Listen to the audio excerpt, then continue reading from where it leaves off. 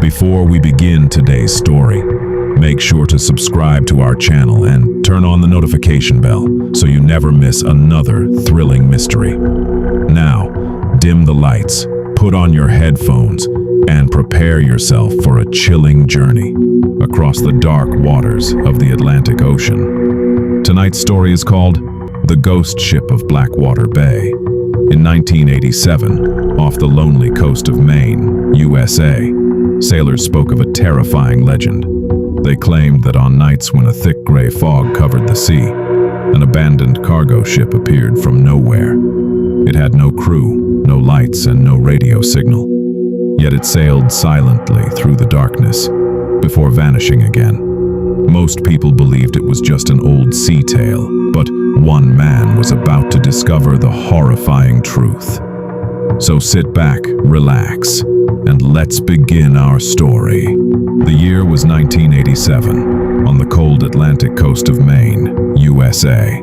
Every fisherman in the small town of Blackwater Harbor knew one terrifying legend. They called it the Silent Voyager. According to the old stories, a giant cargo ship appeared only on nights when a thick gray fog covered the ocean. It had no lights, no radio signals, and no crew. Yet it silently drifted across the water before disappearing without leaving a single wave behind.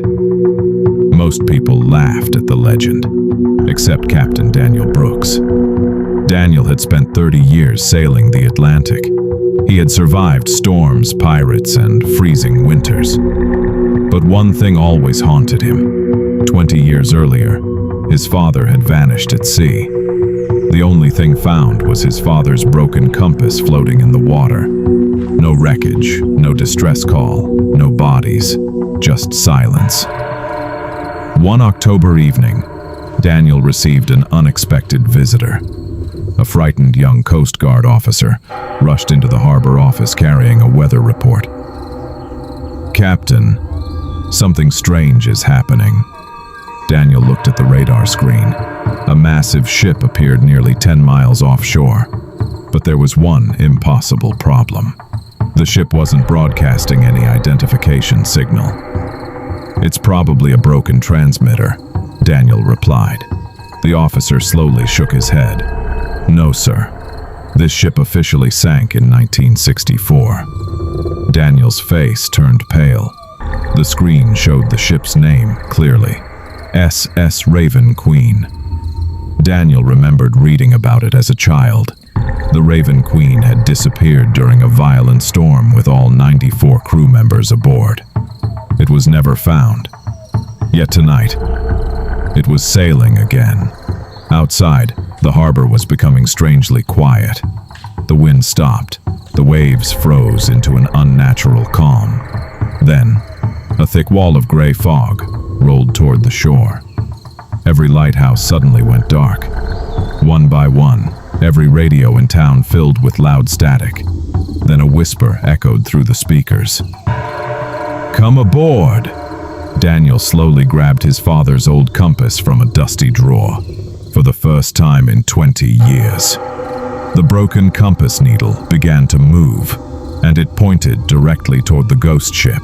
The icy fog swallowed the harbor within minutes. Captain Daniel Brooks stood on the deck of his fishing boat, staring into the endless gray mist. His father's old compass spun wildly before suddenly locking onto a single direction, straight toward the mysterious ship. The Coast Guard warned everyone to stay away. "No one boards that vessel," the radio operator shouted. But Daniel couldn't ignore the feeling that the ghost ship was somehow connected to his father's disappearance. With his trusted friend, Jake Morgan, beside him, Daniel started the engine.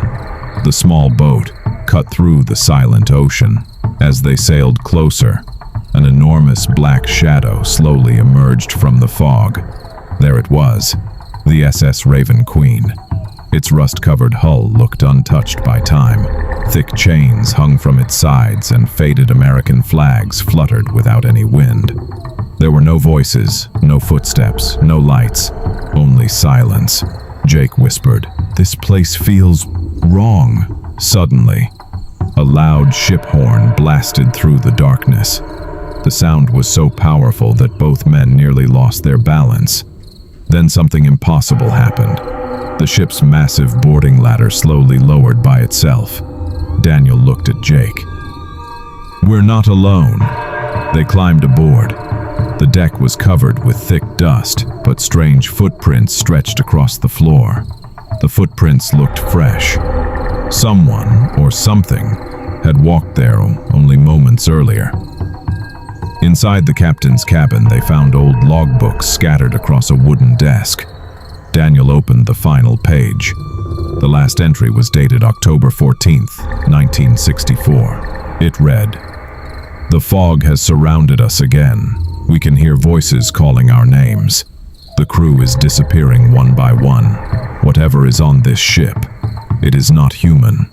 Before Daniel could read another word, a loud crash echoed below deck. Jake turned his flashlight toward the hallway. At the far end, a tall shadow stood perfectly still. Its glowing white eyes stared directly at them. Then, it slowly raised one pale hand and pointed toward a locked steel door.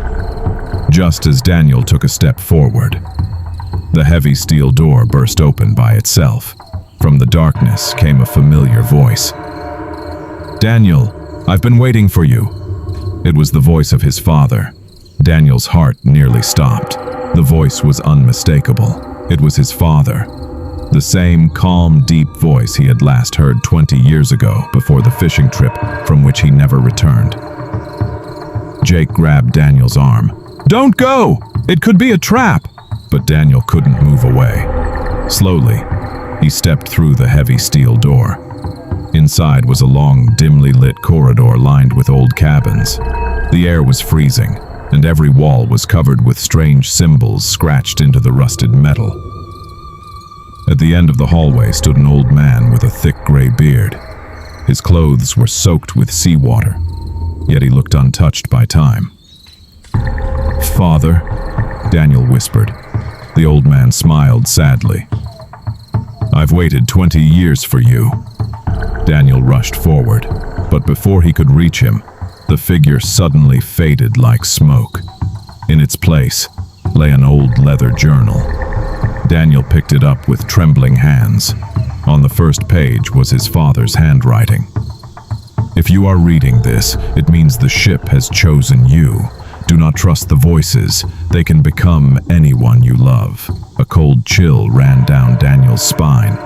Suddenly, every cabin door slammed shut at the same time. Bang! Bang! Bang! The entire ship began to shake. Jake shouted from the hallway, "Daniel, we have to leave, now!" Before they could run, hundreds of whispered voices echoed through the ship. "Stay with us. You'll never leave. The sea remembers everyone." The lights flickered violently. Then, from the darkness, dozens of ghostly sailors appeared. Their faces were pale, their eyes glowed an icy blue, and seawater dripped from their uniforms. One ghost stepped forward. In a cracked voice, he said, "We were trapped here by the fog, and now the ship needs new souls." The ghostly crew slowly surrounded Daniel and Jake. Just as there was no escape, Daniel's father's compass began to glow with a bright golden light. The ghosts suddenly stopped moving. For the first time, they looked afraid. The golden light from Daniel's father's compass grew brighter with every second. The ghostly sailors stepped back, shielding their glowing eyes. The whispers that had filled the ship suddenly turned into desperate screams. A deep voice echoed through the ship. "Break the curse before sunrise." Daniel opened his father's journal to the final page. Hidden beneath the last entry was a map leading to the engine room with one final message. The heart of the ship must return to the sea. Daniel and Jake rushed below deck. Deep inside the engine room, they found a small iron chest wrapped in heavy chains. Inside was a strange black crystal, glowing with an eerie red light. The moment Daniel touched it, terrifying visions flashed before his eyes. He saw the SS Raven Queen, caught in a violent storm in 1964. The captain, desperate to save the ship, had accepted a cursed relic from a mysterious stranger. Instead of saving them, the crystal trapped the entire crew between life and death. Daniel knew what he had to do. Holding the crystal tightly, he climbed to the highest deck as the ghost ship shook violently. The sea roared and the fog swirled around him like living shadows. With all his strength, Daniel threw the crystal into the Atlantic Ocean. The instant it hit the water, a blinding beam of golden light burst into the sky. The thick fog vanished. The ghostly sailors smiled peacefully before fading into the morning sunlight, finally free after more than 20 years. Daniel looked ahead. Among the fading spirits stood his father. He smiled proudly and whispered, "You finished what I couldn't. I'm finally going home." Then he disappeared. Moments later, the SS Raven Queen began to sink quietly beneath the waves, not in terror, but in peace. As the first rays of sunrise touched the ocean, Daniel and Jake escaped safely on their small boat. When the Coast Guard returned to the location later that morning, there was no sign of the ghost ship. Only one object floated on the calm sea. It was Daniel's father's old compass. This time, the needle had finally stopped spinning. It pointed north once again. Daniel smiled, knowing the curse had ended forever. But years later, old fishermen still whispered that on the foggiest nights, a distant ship's horn could sometimes be heard across Blackwater Bay, a reminder that some mysteries of the sea are never